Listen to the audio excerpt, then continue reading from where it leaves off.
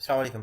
मैंने ये एक ऐड रन किया था क्लाइंट के लिए, जो कि लीड ऐड है बेसिकली। और मैं ऐड का आपको प्रीव्यू दिखा देता हूँ। जिस पे लीड्स का जो क्वालिटी है वो बहुत बेहतर नहीं आ रही, मतलब जंक लीड्स बहुत ज़्यादा आ रही हैं। और नॉर्मली जो बिजनेस सर्विस इंडस्ट्रीज़ जो लीड की एड्स रन करते हैं तो वो इस चीज़ को जानते होंगे कि अगर जंक लीड्स आना स्टार्ट हो जाएं तो फिर लाइन लग जाती है उसी तरह के क्लाइंट्स की, उसी तरह के लीड्स की, जो कि कन्वर्ट भी नहीं होती और आपका बजट एग्जॉस्ट करते हैं। तो इस तरह की सिचुएशन हो तो उससे कैसे बच सकते हैं और क्या प्रिकॉशंस है जो कर सकते हैं, और ऐड को कैसे प्लान करना है कि हम इस तरह के लीड्स को अवॉइड कर सकें और क्वालिटी लीड्स लेके आ सकें अपनी एड्स पर। मैं आपको ऐड का सेटअप दिखा रहा हूँ। ये कैंपेन लेवल है जिस पे 656 लीड्स हैं। और अगर आप सिर्फ इस पे यस्टरडे पे मैं चला जाता हूँ, सिर्फ यस्टरडे पे 20 लीड्स हैं, जो कि मुझे कॉस्ट कर रही है 1.99 दिरहम्स की। ये यूएई का प्रोजेक्ट है तो दिरहम्स में से करेंसी आ रही है। और अगर मैं इसको सिर्फ इस मंथ पे ले आता हूँ, दिस मंथ में हम 308 लीड्स 308 लीड्स ला चुके हैं अभी तक, जिसमें अब पिछले एक डेढ़ हफ्ते से कॉन्टीन्यूसली मतलब लीड की क्वालिटी बहुत अच्छी नहीं आ रही। और यहाँ पे बजट भी देख सकते हैं 40 दिरहम्स एवरी डे स्पेंड करें। और एक हफ्ते का मतलब ये है कि क्लाइंट बहुत ज़्यादा वेट नहीं करेगा कि बुरी लीड्स आ रही हैं और उनकी कन्वर्जन नहीं हो रही, तो इसमें इशूज़ आना शुरू हो जाएंगे। तो इस पर मैं आपको सबसे पहले ऐड लेवल दिखा देता हूँ। ऐड लेवल पर मैंने क्या चेंजेस की, इसके लिए मैंने एक डॉक्यूमेंट भी प्रिपेयर किया है जिसमें मैं आपको वॉक थ्रू करूँगा पूरा सिचुएशन एक्सप्लेन करने के बाद कि हुआ क्या है यहाँ पर। इसमें ऐड लेवल पे जो मैंने चेंजेस किए हैं वो बहुत कम है, मैं आपको दिखा देता हूँ। ये मेरा क्राउसल ऐड है। तो सबसे पहले मैंने क्या किया है, जो क्लाइंट का भी फीडबैक रहता है हमेशा सर्विसेज में कि कौन सी सर्विस या कौन सी प्रोडक्ट उसकी ज़्यादा सेल होती है और हाई इन डिमांड है, और आप पास के रिजल्ट से भी ऐड से भी आइडिया लगा सकते हैं कौन सी प्रोडक्ट ज़्यादा बिकती है। तो मैंने क्राउसल के कार्ड्स को इस तरह से सेटअप किया है कि जो सबसे ज़्यादा बिकने वाला प्रोडक्ट है उसको मैंने सबसे ऊपर रखा है, और मैंने जो उसके बाद बिकता है प्रोडक्ट उसको मैंने उसके नीचे, और इसी ऑर्डर के अंदर मैं लेके गया हूँ इसको। तो यहाँ पे मेरे पास सोलर एसी है, फिर रेफ्रिजरेटर है, बैटरीज हैं, इन्वर्टर है। और ये डेटा हमने पुराने ऐड से भी लिया है और क्लाइंट से भी फीडबैक लिया, उसने भी इस चीज़ को अफर्म किया है कि इसी तरह से है। ये एयर कंडीशनर हमारा ज़्यादा सेल होता है और सेकंड नंबर पे रेफ्रिजरेटर सेल होता है। देन बैटरी सेल होती हैं इसकी, और पैनल्स या इन्वर्टर सेल होते हैं। तो बाकी ऑर्डर मैंने उसी तरीके से रखा है इसका। इसके अलावा मैंने इसकी हेडलाइन और इसकी डिस्क्रिप्शन को मैंने थोड़ा ऑप्टिमाइज़ किया है। पहले जो हेडलाइन थी वो लिखी हुई थी, are you ready to switch to brighter greener future, इस तरह की हेडलाइन थी, जो कि हमारे टीम मेंबर ने किया था। बट मतलब वो भी ठीक है, गलत नहीं है। मगर यहाँ पे हमें देखना ये है कि हमारी हेडलाइन से क्लाइंट को कन्फ्यूजन नहीं होनी चाहिए, और जो भी सर्विस को हम प्रमोट कर रहे हैं वो एक झलक में देख के ही उसको समझ आना चाहिए कि हम क्या सेल कर रहे हैं। कि मेंटेनेंस दे रहे हैं, एसी का सर्विस बेच रहे हैं, या हम एसी बेच रहे हैं। अगर एसी बेच रहे हैं तो कौन सा है, सोलर पे चलने वाला एसी है। और डिस्क्रिप्शन कुछ प्लेसमेंट में नजर आती है, कुछ पे नहीं भी आती। नॉर्मली मैं सर्विस इंडस्ट्री के लिए इसी तरह की हेडलाइन लिखता हूँ, click here to buy now. और मेरी हेडलाइंस अगर आपने मेरी कुछ और वीडियोस भी देखी हैं तो उस पर आप देखते होंगे कि मैं इसी तरह की हेडलाइंस ही बनाता हूँ जो क्लिक के वर्ड से स्टार्ट होती हैं और इनकरेज करती हैं यूज़र को बाय करने के लिए। तो मैंने ये डिस्क्रिप्शन में डाल दिया यहाँ पे, click here to buy now. इससे मुझे ये लग रहा है कि अगर मेरे जैसे डिफरेंट सर्विसेज हैं, एक जैसे सर्विस तो है नहीं, तो वो देख लेगा भाई सोलर एसी है। अब ये फॉर्म लगा, फेसबुक लीड फॉर्म है, तो वो नीचे आ रहा है हर प्लेसमेंट पे, हर आपको डिस्क्रिप्शन नजर नहीं आती, सिर्फ हेडलाइन नजर आती है। तो आप इसको समझते हैं, तो जहाँ पे नजर आएगा वहाँ पे वो देख लेगा। सोलर का रेफ्रिजरेटर है, सोलर की बैटरी है, सोलर इन्वर्टर है, वो छोटा रख के मैंने लिखी है इसकी हेडलाइन, और इजी टू रीड और अंडरस्टैंड है, जिसमें कोई कंफ्यूजन नहीं होगी। तो इसका मैंने सीक्वेंस क्राउसल के कार्ड्स का वो रखा है, जो मतलब ज़्यादा बिकने वाली प्रोडक्ट ये सर्विस है उसको मैंने ऊपर रखा है, और बाकी सर्विसेज को इसी तरह से इसी ऑर्डर में मैंने डिसेंडिंग ऑर्डर में रखा है मैंने। इसके अलावा जो चेंजेस मैंने की हैं उसमें मैंने प्राइमरी टेक्स्ट को बहुत शॉर्ट कर दिया। इसके ऊपर बहुत एक बड़ा पैराग्राफ लिखा हुआ था जो चैट जीपीटी या बाहर से बनाया हुआ था। नॉर्मली हम भी इस तरह की डिस्क्रिप्शन या प्राइमरी टेक्स्ट यूज़ करते हैं, मगर मैं ये कहता हूँ, रेकमेंड करता हूँ कि इसको बहुत शॉर्ट होना बहुत ज़रूरी है। और सिंपल मैंने कॉन्टैक्ट इन्फॉर्मेशन दिया, कुछ हैशटैग्स मैंने बैटरी, रेफ्रिजरेटर इस तरह के यूज़ किए हैं। आप यही से भी मतलब अपना डिस्क्रिप्शन लिखवा सकते हैं। लर्न मोर का बटन है, ये साइन अप का बटन आप दे सकते हैं। इन्हांसमेंट्स मैंने सारे ऑन कर दिए हैं। इससे क्या होता है कि फेसबुक आपके डिफरेंट प्लेसमेंट के लिए जो क्रिएटिव के साइज़ है उसको ऑप्टिमाइज़ कर देता है, और स्टोरी पे म्यूज़िक वगैरह ऐड हो जाता है। तो आप इन्हांसमेंट को सारे को ऑन कर सकते हैं। इसके अलावा मैंने एक चीज़ ये भी की है कि हमारे पास जो लीड फॉर्म था वो एक अलग फॉर्म यूज़ हो रहा था, जिसके अंदर मतलब मोर वॉल्यूम के ऊपर सेटिंग थी। तो इसको मैंने सेटिंग को चेंज करके हायर इंटेंट पे सेटअप किया है। हायर इंटेंट का मतलब ये है कि उसमें आपके रिव्यू की स्क्रीन ऐड हो जाती है। अगर आपने ये देखा है तो आप जानते ही होंगे कि इसमें फाइनल रिव्यू की एक स्क्रीन आ जाती है जिसमें रिव्यू इन्फॉर्मेशन, आपकी इन्फॉर्मेशन आ रही है, ये डिटेल्स जा रही है, तो आप स्लाइड करते हैं सबमिट करने के लिए।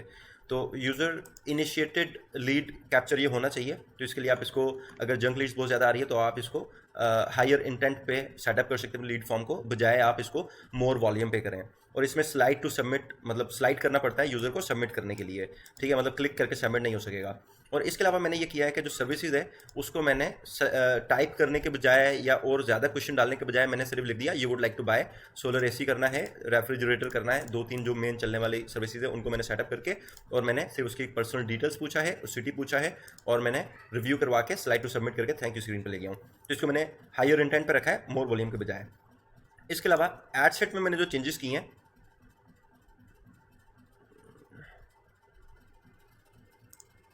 वो भी मैं आपको दिखा देता हूँ। एड सेट में मैंने क्या चेंजेस किए हैं। एड सेट में जाके मैंने यहाँ पर 2 तरह के ऑडियंस दिए मैंने, ठीक है। मैं इस ऑडियंस को एडिट करके दिखाता हूँ, मैंने इसको सेव कर दिया था। इसमें मैंने 2 कस्टम ऑडियंस बनाई है। फर्स्ट कस्टम ऑडियंस बनाई है एक्सक्लूडिंग 30 CTA, मतलब मैं हर चीज़ को एब्रीविएट करके शॉर्ट फॉर्म में अपने रिमाइंडर के लिए सेव कर देता हूँ। एक्सक्लूडिंग 30 डेज CTA का मतलब है कि उन लोगों को मैंने एक्सक्लूड किया है जिन्होंने मेरे किसी भी कॉल टू एक्शन पर लास्ट 30 डेज में क्लिक किया है या इंटरेक्ट किया मेरे किसी कॉल टू एक्शन बटन के साथ। और दूसरे नंबर पे एक और ऑडियंस मैंने एक्सक्लूड की है जिन्होंने मेरे पेज को लाइक या फॉलो किया हुआ है, ठीक है। तो इसको ऑडियंस बनाने के लिए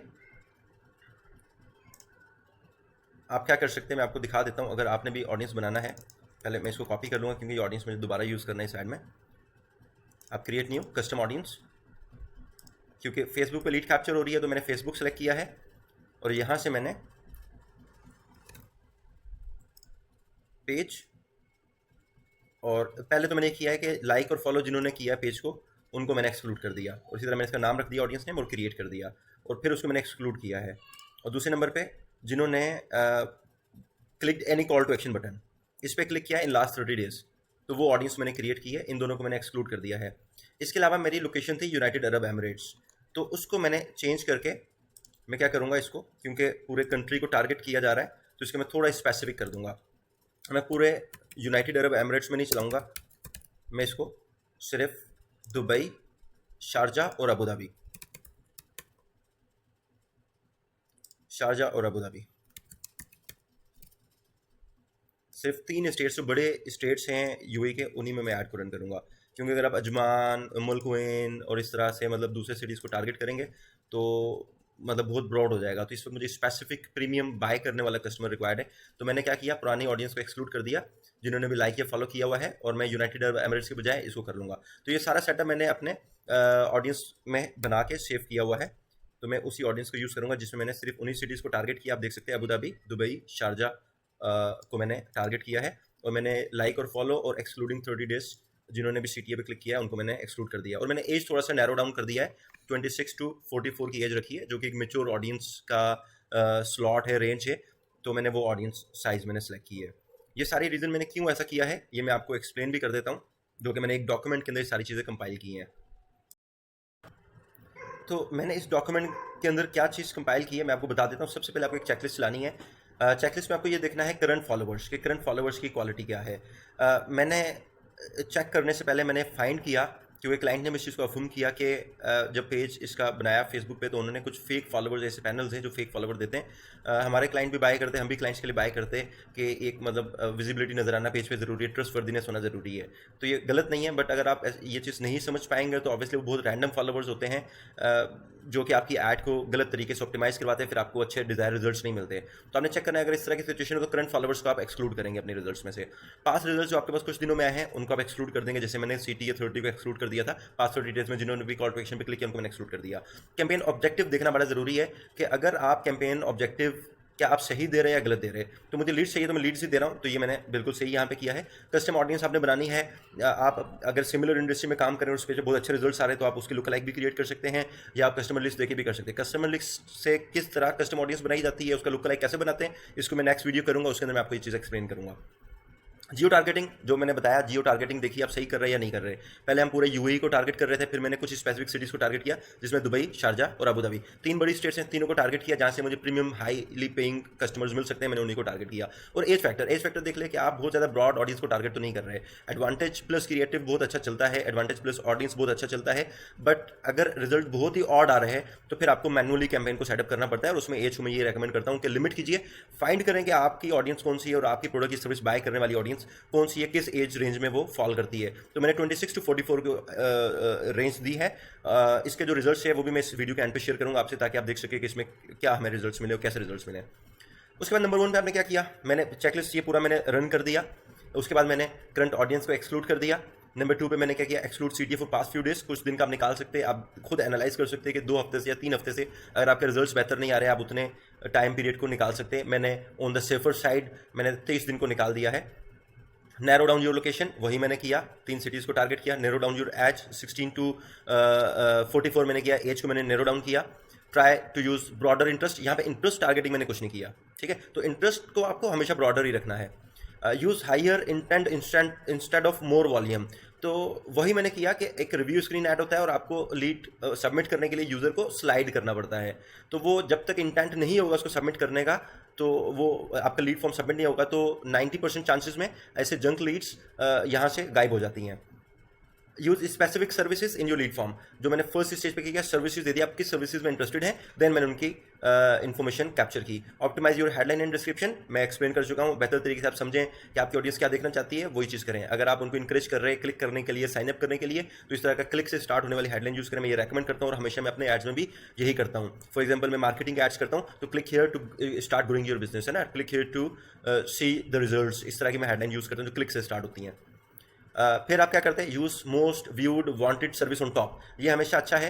फेसबुक खुद भी बाय डिफॉल्ट ये ऑप्शन देता है कि आप ज़्यादा व्यूड या क्लिक जिस कार्ड पे होते हैं वो खुद ही क्राउसल में पहले ले आता है, मगर कभी कभार ये बहुत अच्छे तरीके से वर्क नहीं करता, क्योंकि यूज़र हमेशा सस्ते प्रोडक्ट या सस्ती सर्विस पे ज़्यादा क्लिक करते, तो वो आपका ROS भी गिरता है। अब ROS कैसे मेंटेन करना या ऑप्टिमाइज करना, इसके लिए पास में मैं एक वीडियो कर भी चुका हूँ और इन फ्यूचर भी मैं कुछ वीडियोज़ बनाऊंगा, क्योंकि मेरी एड्स चल रही हैं, तो उसके रिजल्ट्स को एनालाइज करके ROS पे मैंने कैसे इंक्रीज़ किया, तो वीडियो बनाऊंगा। तो आप मेरे चैनल को सब्सक्राइब कर सकते हैं, जिससे आप मतलब आपको नोटिफिकेशन भी मिलेगा और आपको नई आने वाली वीडियोस भी मिलेंगी।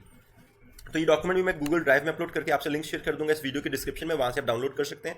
और इसके अलावा अगर आपका फेसबुक पेज अनपब्लिश हो गया है किसी वायलेशन की वजह से ऑन फेसबुक, तो उसको किस तरह रिव्यू कर सकते हैं वो वीडियो भी मैं यहाँ पे टैग कर रहा हूँ, आप वो वीडियो भी वॉच कर सकते हैं। Thank you very much.